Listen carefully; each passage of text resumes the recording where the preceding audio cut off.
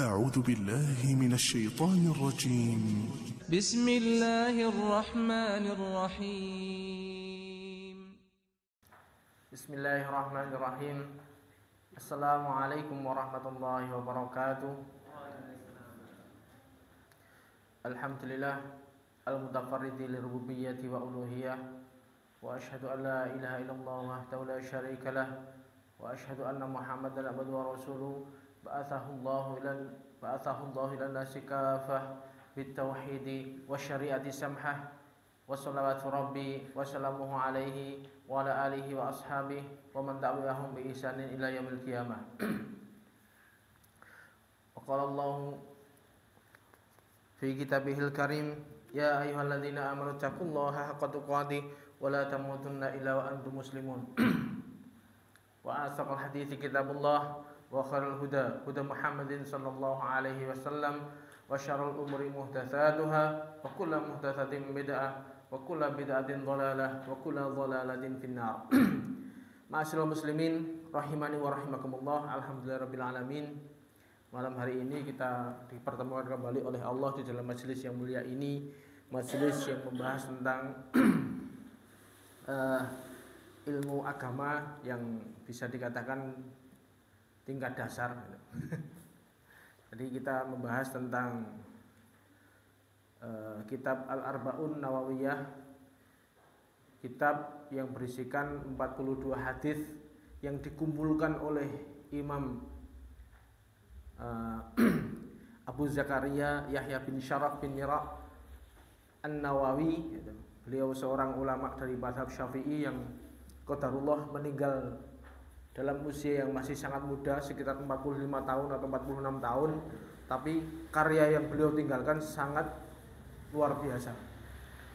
Beliau mengumpulkan dari ribuan hadis yang beliau hafalkan, dipilih 42 hadis, yang mana 42 hadis ini adalah madarul Islam. Jadi Islam berporos pada 42 hadis. Jadi barang siapa yang menguasai 42 hadis ini, seakan-akan dia mengetahui Islam secara global. Dan benar-benar hadis yang akan kita kaji ini adalah hadis-hadis pilihan. Seperti halnya kemarin kita sudah ngaji hadis yang pertama, bahwasanya tentang masalah niat, dan itu adalah bisa dikatakan pondasi dari seluruh amalan setelahnya. Jadi niat ini sangat penting, dan itu termasuk kategori jawami'ul kalim, hadis yang secara lafaz itu singkat tapi maknanya luas. Makanya itu kategori jawami'ul kalim. Yang hadis yang pertama yang sudah kemarin kita kaji tentang innamal a'malu binniyat, bahwasanya amal tergantung niatnya, dan penjabarannya seperti halnya yang sudah kita kaji kemarin. Kemudian hadis yang kedua ini hadis yang tidak kalah pentingnya, bisa dikatakan ummul hadis. Kalau Al-Qur'an itu ada ummul Qur'an, Fatihah. Jadi ummul Quran itu adalah Fatihah. Al-Fatihah ini adalah induk dari Al-Quran. Jadi surat-surat yang datang setelahnya adalah penjelasan dari Al-Fatihah. Jadi Al-Fatihah ini adalah induknya Al-Quran. Nah ini, hadis yang kedua ini adalah induknya hadis. Bahwasanya semua hadis-hadis yang lain adalah penjelasan atau syarah dari hadis ini. Kita mulai tentang hadis yang kedua, yaitu tentang Islam, iman, dan ihsan. Ini merupakan hadis yang pondasi dari hadis-hadis yang datang setelahnya. Hadis yang ribuan banyak itu adalah penjelasan dari hadis ini. An Umar radhiyallahu taala anhu aidan, dari sahabat dan juga khalifah yang kedua yaitu Umar bin Khattab radhiyallahu anhu lagi, karena yang hadis yang pertama yang tentang niat kemarin juga dari Umar, hadis yang kedua ini juga dari Umar periwayatannya. Qala, berkata sapa Umar, bainama nahnu inda Rasulullah sallallahu alaihi wasallam dzata yaum, suatu hari kami sedang duduk-duduk bersama Rasulullah sallallahu alaihi wasallam. Seperti halnya yang kita ketahui bahwasanya Nabi itu setelah sering duduk-duduk bareng sahabatnya, di situ Nabi memberikan ceramah atau memberikan nasihat-nasihat bersama sahabat-sahabatnya. Dan itu adalah kegiatan rutin. Maksudnya rutin itu ya Nabi sesekali gitu. Nah kok ittala alaina rajulun syadidun bayadhi thiyab. Tiba-tiba datang seorang laki-laki yang mana laki-laki itu pakai baju yang sangat putih. Sangat putih, najis. Syadidu sawadi sya'ar. Rambutnya itu sangat hitam. Jadi sangat pakaiannya najis, sangat putih, kemudian rambutnya sangat hitam. La yura alaihi atharus safar, tidak terlihat darinya bekas bepergian. Kalau gitu kan normalnya orang yang seperti ini, itu kan berarti orang dekat tuh. Kalau kita datang dari sebelah itu kan, kalau pakai baju najis, kemudian apa namanya, itu kan paling masih cuma bertahan cuma sebentar tok, bisa klimis gitu. Terus pakaiannya najis, wongnya ganteng gitu. Yang anehnya, wala ya'rifuhu minna ahad. Tapi kami sahabat-sahabat yang waktu itu duduk di situ, nggak ada satupun yang kenal orang ini. Laki-laki ini nggak ada yang kenal. Padahal dia kok nggak kelihatan orang jauh, kayaknya orang yang deket situ, tapi kok kita nggak ada yang kenal. Nah normalnya kan kita nggak kenal mesti wong jauh, wong adoh. Nah, wong adoh mesti rambutnya awut-awutan, kemudian pakaiannya lusuh lagi, wongnya klimis, najis, ganteng pisan. Kok kita nggak ada yang kenal siapa ini?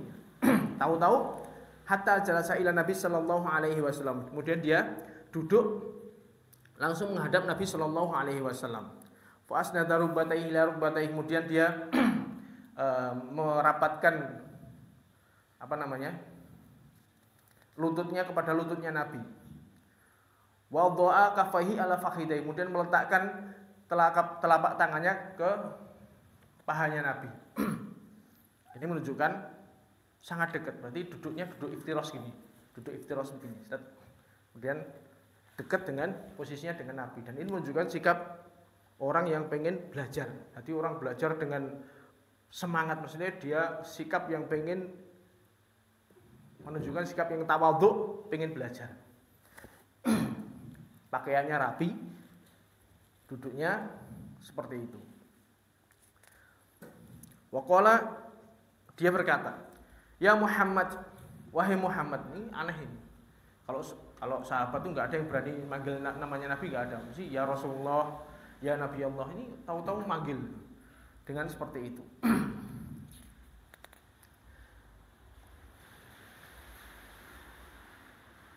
Dia mau. Ya Muhammad, akhbirni anil Islam. Kabarkanlah kepadaku tentang Islam. Jadi tahu-tahu rajul ini datang dekat sama Nabi, tanya, Islam itu apa? Faqala, maka berkata sapa Rasulullah sallallahu alaihi wasallam, al-Islam an tasyhada an la ilaha illallah wa anna Muhammadar Rasulullah. Islam itu adalah syahadat bahwasanya tidak ada Tuhan yang berhak disembah kecuali Allah, dan bahwasanya Muhammad adalah utusan Allah. Wa tuqimas shalah, dan kamu mendirikan salat. Wa tu'tiyaz zakat, dan kamu menunaikan zakat. Wa tasuma Ramadan, dan kamu berpuasa di bulan Ramadan. Wa tahujjal baita in istata'ta ilaihi sabila, dan kamu haji ke Baitullah jika kamu punya bekal. Ini jawaban Nabi. Apa itu Islam? Dijawab dengan rukun Islam. Qala, berkata sapa laki-laki tadi, sodak, kamu benar. Qala, maka Umar heran. Fa'ajibna, maka heran kami. Fa'ajibna lahu yas'aluhu wa yusaddiquhu. Umar tuh heran, para sahabat yang waktu itu tuh heran. Orang ini nanya, dijawab kok malah kamu benar. Iki piye karepe? Qala, berkata siapa laki-laki tadi bertanya lagi. Setelah bertanya tentang Islam, dia nanya yang kedua lagi. Fahbirni anil iman. Nek ngono, setelah itu iman itu apa? Dia nanya yang kedua. Kemudian Qala, berkata Nabi berkata, antu'mina billah wa malaikatihi wa kutubihi wa rusulihi wal yaumil akhir wa tu'mina bil qadari khairihi wa syarrihi. Kamu beriman kepada Allah, malaikatnya, kitab-kitabnya, utusan-utusannya, rasul-rasulnya, dan hari akhir, serta kamu iman dengan qadar yang baik maupun qadar yang buruk. Ini dijawab dengan rukun iman. Iman adalah rukun iman. Kemudian laki-laki tadi menjawab, sodakta, bener kamu. Qala berkata sapa pemuda laki-laki tadi nanya lagi, fahbini anil ihsan. Kalau gitu setelah Islam, iman, kemudian ihsan itu apa? Fahbini anil ihsan. Kemudian qala berkata sapa Rasulullah sallallahu alaihi wasallam menjawab, anta budallaha ka'annaka tarah. Kamu menyembah Allah seakan-akan kamu melihat pada Allah. Jadi membayangkan betul-betul seakan kamu beribadah seakan-akan kamu melihat Allah. Fa illam takun tarah fa innahu yarak. Kalau kamu enggak bisa seperti itu, minimal kamu merasa bahwasanya Allah melihatmu. Ini ihsan. Jadi dijawab seperti itu. Islam, kemudian iman, kemudian ihsan.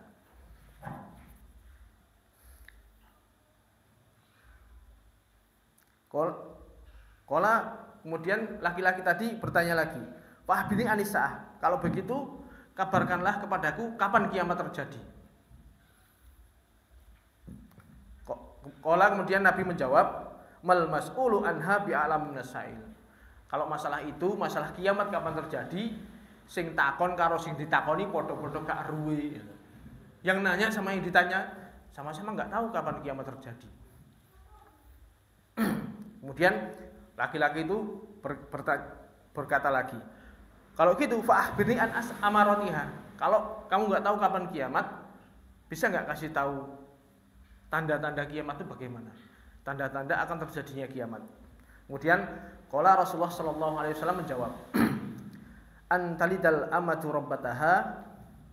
Apabila kamu melihat seorang budak perempuan melahirkan majikannya, wa antaral khufatal uratal alata ri'a asyai yatatawaluna fil bunyan. Jika kamu melihat orang yang telanjang kaki, kemudian dia telanjang pakaiannya,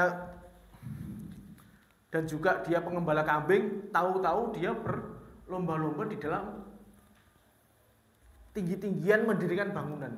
Padahal kita tahu bahwasanya orang yang pengembala kambing itu mereka rata-rata miskin.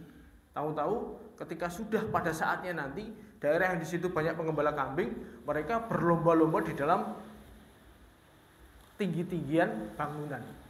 Mereka membangun bangunan yang tinggi-tinggi, saling berlomba masalah itu. Qala berkata sapa Umar bin Khattab. Kemudian Umar bin Khattab habis itu kan laki-laki tadi datang nanya 3 pertanyaan tadi tentang kiamat tadi. Setelah dijawab, dia pergi. Umar berkata, "Tsumman talaka," kemudian laki-laki itu pergi. Sing kene yo domblong iki sapa takon moro-moro benerke terus lunga.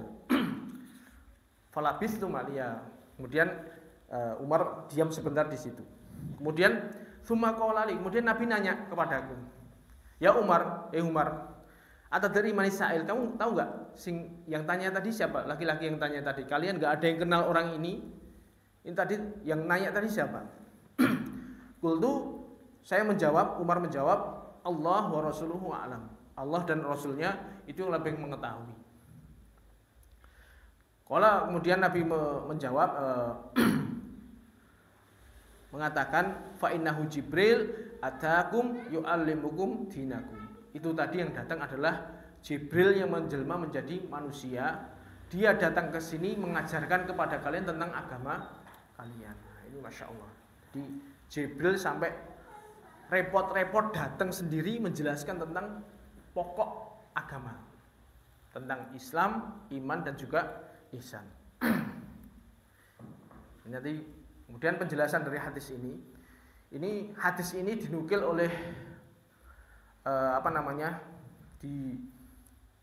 dinukil oleh Imam Muslim di dalam Sahihnya, diletakkan pada hadis yang pertama. Hadis yang pertama. Tapi sebelum hadis ini terangkan, beliau menjelaskan dulu tentang ada riwayat sebelumnya. Jadi mengawali hadis ini disebutkan dari Yahya bin Ya'mar, dia berkata ini kan sebagai penjelasan. Tadi sebelumnya itu ada sebabnya kenapa hadis ini dimunculkan. Jadi karena awaluman qala fil qadar bil Basrah Ma'bad al-Juhani. Jadi Yahya bin Ya'mar, dia orang Basrah. Di situ di kalangan orang-orang Basrah itu pada rame orang sedang membahas tentang masalah qadar, yang mana mereka nggak percaya tentang qadar. Jadi mereka meyakini bahwasanya yaitu tadi yang kita terangkan dalam tentang qadar kemarin, orang-orang qadariyah mereka meyakini bahwasanya kejadian itu bukan dengan takdir Allah, melainkan lahir diciptakan oleh perbuatan manusia sendiri. Karena mereka terlalu memperdalam masalah itu dan akhirnya mereka terpeleset dari sisi itu. Dan itu ramai dan banyak tokoh-tokoh di situ akhirnya yang terpengaruh dengan paham ini.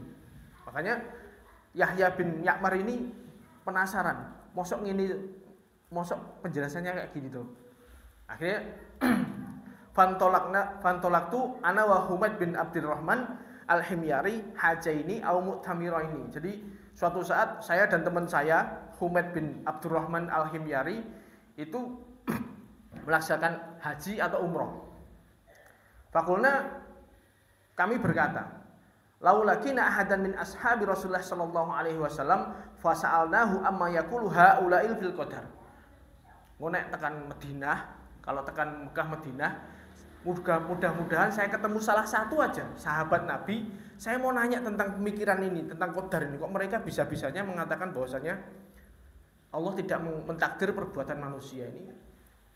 Jadi ada pemahaman baru, ada akidah baru di Basrah sana tentang akidah qadariyah. Bahwasanya mereka tidak percaya dengan takdir.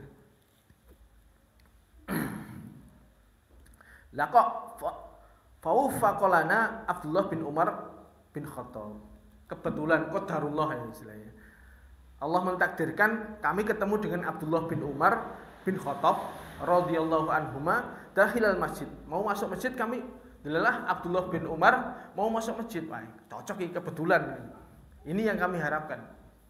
Kami datang jauh-jauh dari Basrah pengen ketemu sahabat, ketemu dengan Abdullah bin Umar, anaknya Umar bin Khattab yang meriwayatkan hadis ini. Fasa'alnahu amma yaqulu haula'il fil qadar. Maka ditunggu. Faqtanaftuhu ana wa sahibi ahadun an yaminihi wal akharu an shimalihi. Kemudian kami dekati Abdullah bin Umar dan kami mendampinginya. Saya dari kanan, teman saya di sebelah kirinya. Jadi dikepung ini. Jadi Abdullah bin Umar di sini nanyanya betul-betul serius pengen nanya. Saya di kanan, teman saya di kirinya Abdullah bin Umar. Fadhanantu anna sahibi saya kilul kalama ilayya. Dan saya yakin bahwa teman saya akan nyuruh saya yang ngomong. Makanya fakultu saya tanya sama Abdullah bin Umar. Ya Abdurrahman, ya Aba Abdurrahman. Wahai Aba Abdurrahman, maksudnya Abdullah bin Umar. Innahu qad dhahara kibalana nasun yaqra'una al-Qur'an. Di tempat kami di Basrah sana itu banyak orang-orang yang di situ membaca Al-Qur'an, yang mereka pinter-pinter di dalam membaca Al-Qur'an. Wa yataqaffarunal ilma, dan mereka jerok-jerokne ilmu, jadi kejeron. Mikir masalah ilmu ternyata kejeron, kebablasan gitu. Wa dzakara min sya'nihim wa annahum yas'umuna an la qadar wa anal amra unuf. Dan mereka mengklaim bahwasanya qadar itu enggak ada. Bahwasanya perkara yang terjadi adalah ya terjadi barusan. Allah baru tahu sesuatu itu terjadi setelah terjadi. Jadi hamba yang menciptakan perbuatannya sendiri, itu bukan karena takdir Allah. Jadi mereka karena masalah takdir itu mumet, karena mereka pinter-pinter dan menjadikan akal sebagai barometer mereka. Kalau misalnya Allah mentakdirkan segala sesuatu, berarti Allah mentakdirkan yang jelek-jelek. Nah kalau jelek-jelek Allah mentakdirkan jelek, itu nggak cocok. Makanya mereka dianalisis sendiri, kemudian diudak-adik dewe, Oh, berarti kalau yang jelek itu bukan dari Allah. Akhirnya mereka mengatakan seperti itu. Jadi perbuatan itu adalah diciptakan oleh hamba. Jadi bukan karena takdir Allah. Ditolak, mereka tidak percaya dengan qadar. Itu sudah muncul zamannya Abdullah bin Umar. Qala berkata sapa Abdullah bin Umar, fa idza laqita ulaika fa akhbirhum anna bari'un minhum wa annahum bura'u minni. Ya udah, kalau gitu misalnya ya dijelaskan intinya Abdullah bin Umar nanti jelaskan dengan hadisnya tadi yang tentang Jibril tadi, dijawab. Ya orang ngono, iman itu ya tentang harus mengimani qadar barang. Kalau dia enggak iman dengan qadar berarti dia enggak iman. Dia jawab pakai hadisnya yang tadi kita baca tadi, yang di awal tadi. Katakanlah pada mereka, kalau kamu ketemu dengan mereka, katakan kepada mereka bahwasanya saya Abdullah bin Umar berlepas tangan terhadap mereka dan mereka berlepas diri dariku. Ini maksudnya Abdullah bin Umar dia berlepas diri dari mereka. Lau anna li ahdi mithla Uhudin dahaban, seandainya mereka punya emas sebesar gunung Uhud, fa anfaqahu ma qibalallahu min hatta yu'mina bil qadar. Maka emas sebesar gunung Uhud tadi diinfakkan semuanya, Allah enggak akan mungkin menerima infak mereka sebelum mereka iman dengan qadar. Itu jawaban Abdullah bin Umar. Kemudian hadatsani abi, bapakku cerita bahwasanya Umar bin Khattab itu tadi dijawab dengan hadis yang di atas tadi bahwasanya kami suatu saat duduk-duduk sama Nabi, terus datang laki-laki tentang malaikat Jibril menjelaskan tentang qadar, dan salah satu penjelasannya yaitu iman adalah iman dengan 6 rukun iman tadi, termasuk qadar baik dan qadar buruk itu harus diimani. Kalau dia nggak mengimani itu berarti dia bukan orang yang beriman. Dan katakanlah pada mereka, saya berlepas diri dari mereka. Nah, kalau kita perhatikan hadis Ibnu Umar ini, Ibnu Umar menjelaskan tentang hadis di ayahnya ya karena muncul bid'ah qadariyah yang terjadi di tanah Basrah. Ada bid'ah dulu, baru Ibnu Umar menjawab dengan hadis yang diriwayatkan oleh bapaknya tadi. Bid'ah tersebut dibawa oleh seorang yang bernama Ma'bad al-Juhani. Pemikirannya Ma'bad al-Juhani. Itu pun dia belajar dari seorang Nasrani yang masuk Islam, kemudian di situ meracuni pemikirannya sehingga dia menelurkan akidah yang menyimpang itu bahwasanya qadar itu enggak ada. Ini ya muncul sejak zaman sahabat. Ini menunjukkan bahwasanya bid'ah itu sudah ada sejak zaman dulu. Sejak zaman sahabat juga dulu. Nah, di sini dijelaskan oleh Ustadz Firanda bahwasanya bid'ah yang terjadi di awal-awal Islam ini sejak zaman dulu, sejak zamannya kemunculannya itu sejak zamannya Abdullah bin Sabah yang di situ meracuni orang-orang sehingga dia memprovokasi masyarakat untuk membunuh Utsman bin Affan, untuk melengsarkan Utsman bin Affan. Ketika Utsman bin Affan tidak mau menyerahkan kekhalifahan, maka dibunuh di rumahnya. Ini bid'ah yang pertama yang muncul ketika zaman Utsman. Kemudian bid'ah yang kedua muncul itu ketika zaman Ali bin Abi Thalib. Orang-orang Khawarij yang mereka dikabarkan oleh Rasulullah sallallahu alaihi wasallam, yakhruju fi akhir zaman qaumun ahdatsu asnan. Besok di akhir zaman itu ada kaum yang di situ umurnya masih muda-muda. Sufahaul aklam. Jadi mereka itu masih bodoh-bodoh. Jadi umurnya muda, kemudian pikirannya pendek, cepat. Yaquluna min khairi qaulin nas.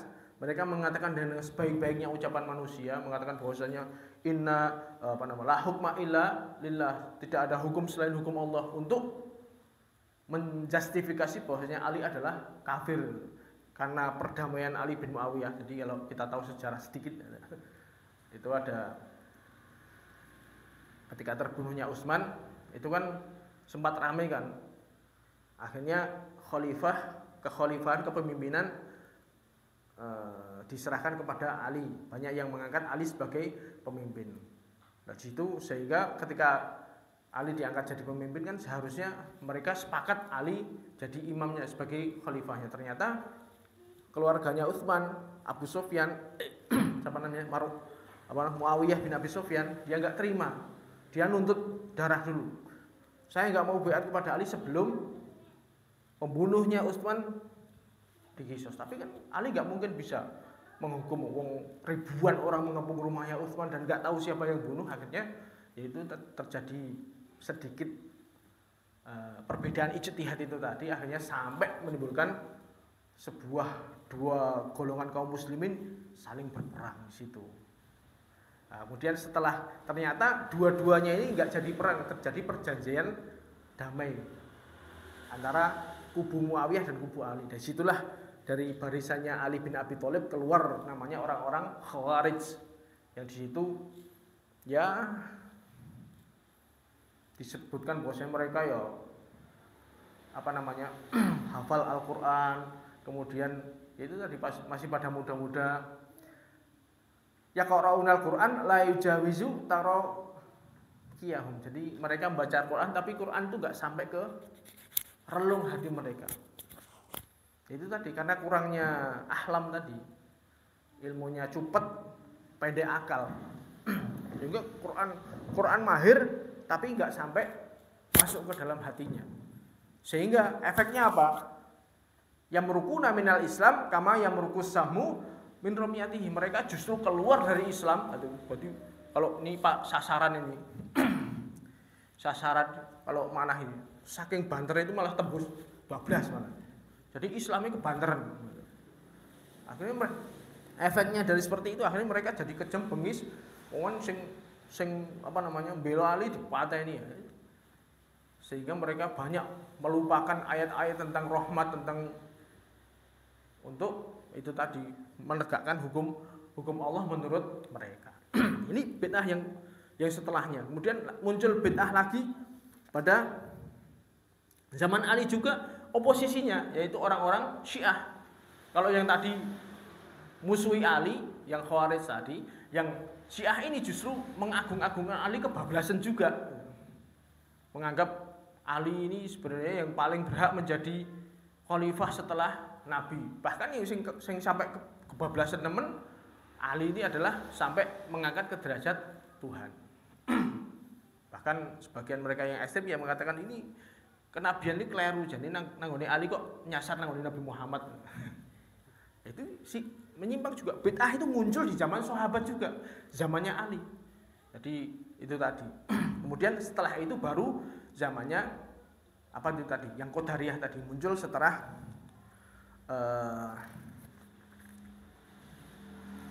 Ma'bad al-Juhani tadi muncul di Basrah yang hubungannya dengan hadis ini tadi.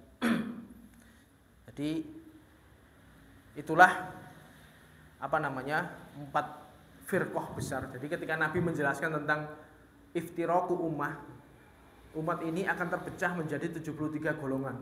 Yang 72 masuk neraka, yang 1 masuk surga, yaitu firqatun najiyah, golongan yang selamat yaitu al-jamaah, yang mana mereka adalah ma'ana alaihi wa ashabi. Mereka adalah orang-orang yang selalu berusaha menjalankan agama sesuai dengan pemahaman sahabat dan murid-muridnya, tabi'in dan tabi'ut tabi'in. Ini adalah golongan yang selamat. Nah, yang 72 ini induknya ya 4 ini tadi yang muncul di awal ketika masa sahabat tadi. Khawarij, Syiah, Qadariyah, kemudian habis itu ada Mu'tazilah. Muncul lagi Mu'tazilah zamannya tabi'in, Hasan al-Basri. Ketika Hasan al-Basri itu muncul lagi sempalan namanya Mu'tazilah, yang mereka ya berlebihan di dalam masalah pelaku dosa besar. Kalau Khawarij tadi pelaku dosa besar itu, jadi kalau orang-orang Khawarij karena mereka menganggap iman itu suatu kesatuan yang utuh. Ketika mereka melakukan dosa besar, berarti imannya hilang keseluruhan, lepas, kafir langsung, kafir dan kekal di neraka. Kalau yang Mu'tazilah ini rodok beda sithik.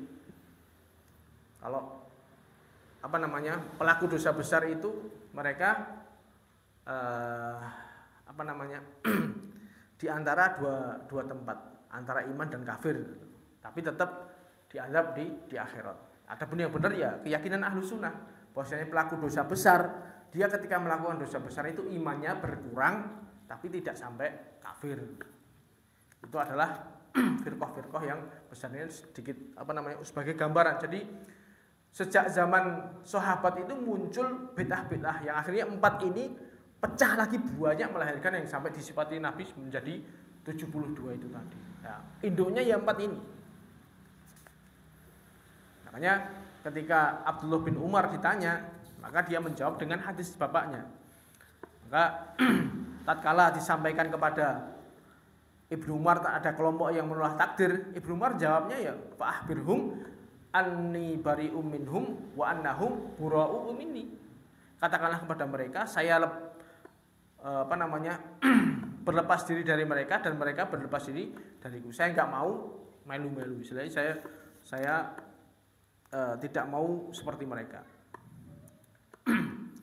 Coba bagaimana Yahya bin Ya'mar ketika menjelaskan sifat-sifat qadariyah ini.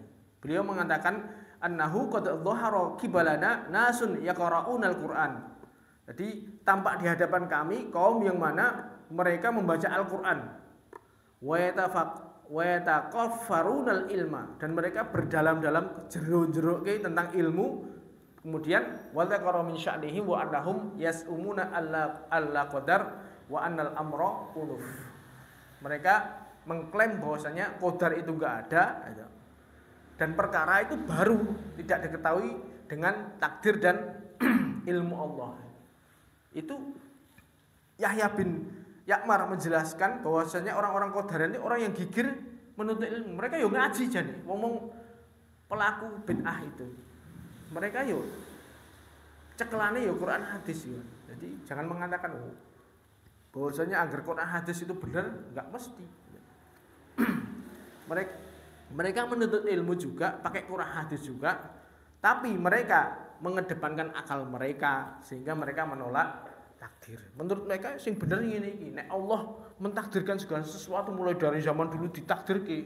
Nah, berarti Allah menciptakan kejelekan. Kalau berarti kejelekan itu diciptakan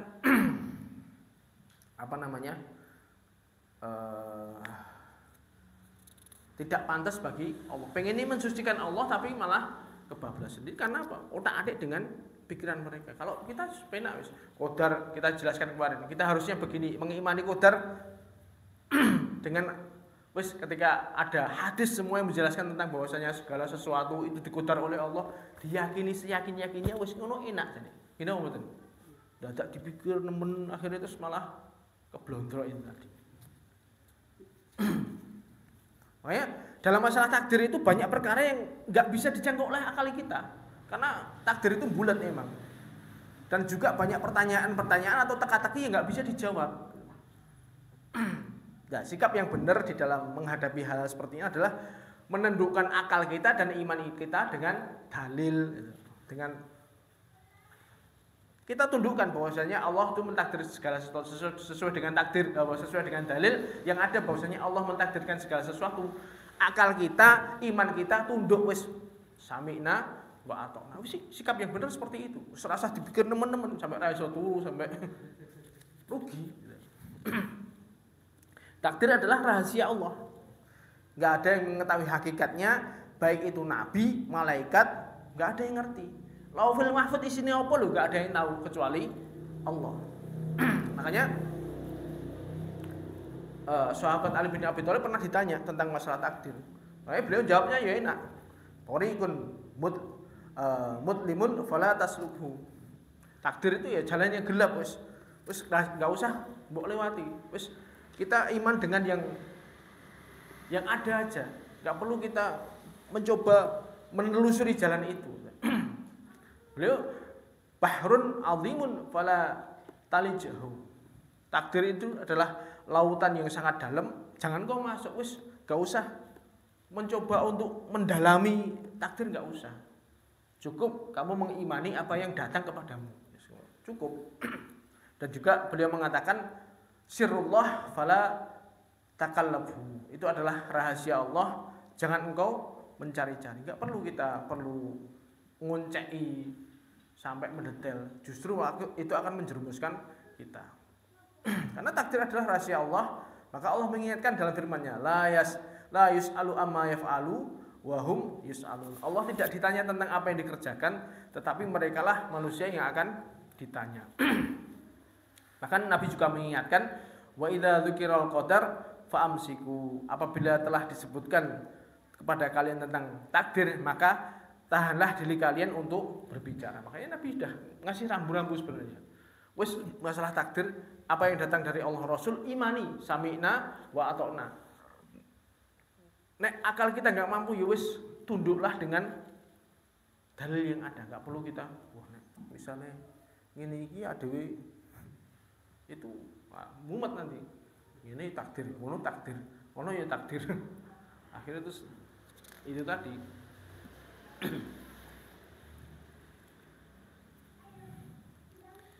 Karena sungguhnya manusia itu nggak ditugaskan untuk menghisap Allah. Kita nggak ditugaskan untuk apa yang dikerjakan oleh Allah. Itu kita nggak ditugaskan untuk itu. Tapi manusialah yang akan dihisap oleh Allah. Karena mereka telah berlebihan dalam menggunakan akal, akhirnya mereka menolak takdir. Makanya oleh karena itu Ibnu Umar mengatakan, lau anna li ahadihim mithla uhudin dhahaban fa anfaquhuma qabilallahu min hatta yu'mina bil qadar. Mereka punya emas gunung Uhud pun disodakone kabeh enggak akan diterima oleh Allah. Kenapa? Karena mereka tidak beriman dengan takdir, sama dengan mereka tidak beriman. Wis kalau sampai enggak beriman dengan takdir, kufur sudah. Kalau kufur ya sedekah segede apapun enggak diterima. Dia sudah keluar dari agama Islam. Makanya Ibnu Umar jawabnya itu tadi. Qadar takdir ini adalah salah satu rukun iman yang mana bapak saya sudah menceritakan kepada saya tentang kisah Jibril yang ngajari langsung kepada para sahabat. Yang ngajari langsung tentang masalah Islam, iman, ihsan ini Jibril langsung. Jadi sudah ada rambu-rambunya dari sana. Iman itu begini, Islam itu begini, ihsan itu begini. Gak bisa kita otak-atik sendiri. Kalau sampai ini iman ini diselisihi, ya sudah keluar sudah keimanannya. Dalam hadis ini, ketika Ibnu Umar cerita tentang hadis itu tadi, itu Umar cerita bahwasanya malaikat Jibril datang dalam bentuk manusia, berpakaian sangat putih dan rambutnya sangat hitam. Itu aneh, karena kalau itu penduduk Madinah, seharusnya sahabat kenal. Kalau dia bukan penduduk Madinah, itu mesti ada bekas perjalanan ini, sama sekali enggak. Makanya Umar bin Khattab mengatakan, kami enggak ada seorang pun dari kami mengetahuinya. Kemudian dari hadis ini kita bisa mengambil pelajaran bahwasanya kalau kita bermajelis ilmu itu hendaknya pakai pakaian yang rapi dan bersih, seperti halnya Jibril tadi. Jibril ingin mengajarkan ilmu, dia termasuk membawakan adab seorang murid kepada gurunya. Dia datang duduk dengan sikap yang pengen menuntut ilmu, kemudian datang dengan pakaian yang sangat rapi. Ini adalah adab menuntut ilmu seperti itu. Dan malaikat Jibril ketika memanggil Nabi Muhammad dengan nama, dan itu bukan kebiasaan para sahabat. Biasanya para sahabat itu saking takzimnya kepada Nabi, dia akan memanggil dengan ya Rasulullah, ya Nabi Allah. Kalau kecuali orang-orang Badui, kalau orang-orang Badui, orang wong desa yang mereka nggak punya adab, mereka datang dari jauh, datang ke masjid ya misalnya, "Wahai ya Muhammad," wahai Muhammad, dia nanya langsung. Mereka memang kurang adab, tapi ya itulah yang terjadi. Kalau para sahabat yang di situ nggak akan berani manggil Nabi dengan namanya. Itu termasuk adab. Nah, di sini juga disebutkan tentang maratibuddin, tentang tingkatan-tingkatan di dalam agama. Dalam hadis yang dijelaskan tadi yang pertama, bahwasanya Islam itu terdiri dari rukun Islam, yaitu syahadat, sholat, zakat, dan puasa, dan juga haji. Kemudian iman itu juga terdiri dari 6 rukun iman yang sudah kita pelajari beberapa saat yang lalu.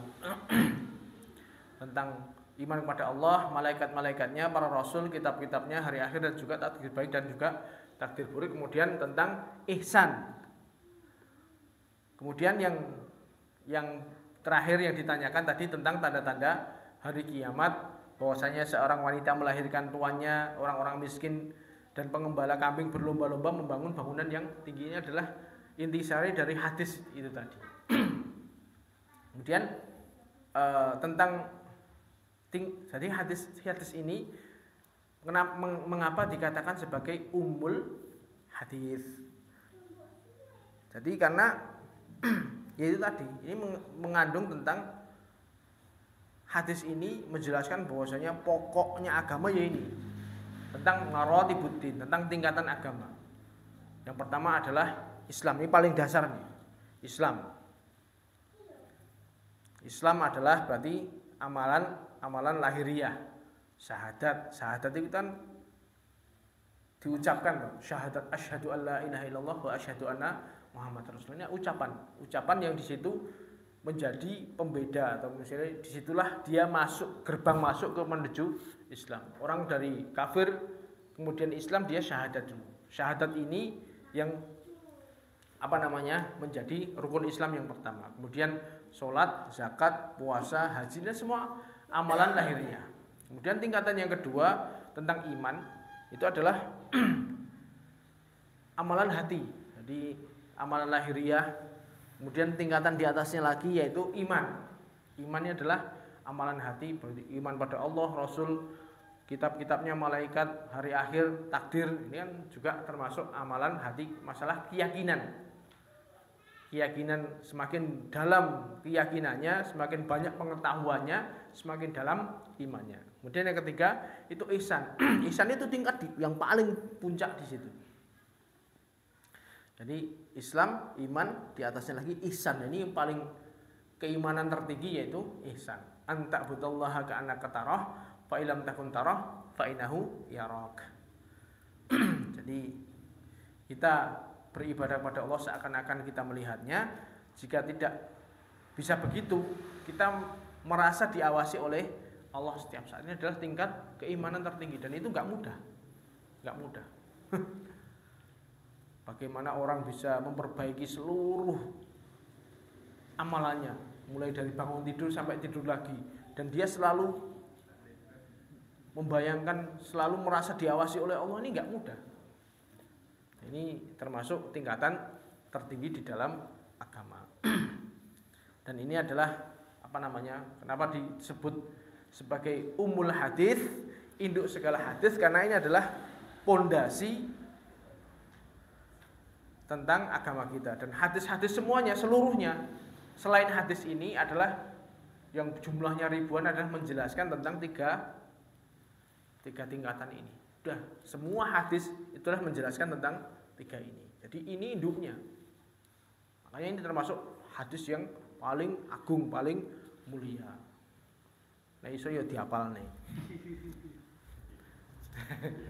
Ini nang Arab mau tingkatannya SMP kudu hafal gini 42 hadis Arba'un Nawawiyah wis hafal.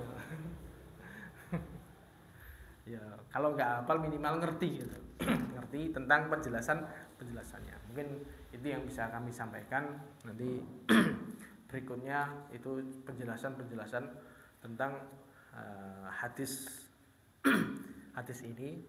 Demikian bisa ada kata-kata yang kurang berkenan, kami maaf yang sebesar-besarnya. Wallahu a'lam bishawab. Subhanakallahumma bihamdika asyhadu an la ilaha illa anta astaghfiruka wa atubu ilaik. Wa akhiru da'wana alhamdulillahi rabbil alamin. Assalamualaikum warahmatullahi wabarakatuh. Waalaikumsalam.